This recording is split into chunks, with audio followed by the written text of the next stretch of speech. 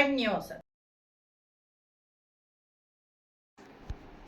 ఒకే కుటుంబానికి చెందిన 5గురు పిల్లలకు తల్లికి వందనం పథకం కింద 65,000 రూపాయలు ఆర్థిక సాయం అందడంతో పొదలకూరు మండలం కళ్యాణపురం గ్రామంలో ఆనందం నెలకొంది.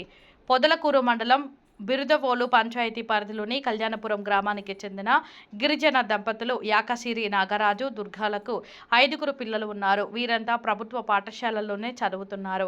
తల్లికి వందనం పథకం కింద ఒక్కో విద్యార్థికి 13,000 రూపాయల చొప్పున మొత్తం 65,000 రూపాయలు ఆర్థిక సాయం ప్రభుత్వం అందించింది.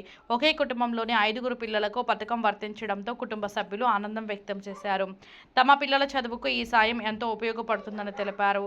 ఈ సందర్భంగా పథకం లబ్ధి అందేలా సహకరించిన ఎమ్మెల్యే సోమిరెడ్డి చంద్రమోహన్ రెడ్డికి, అలాగే ముఖ్యమంత్రి నారా చంద్రబాబు నాయుడు, విద్యాశాఖ మంత్రి నారా లోకేష్కు కుటుంబ సభ్యులు కృతజ్ఞతలు తెలిపారు.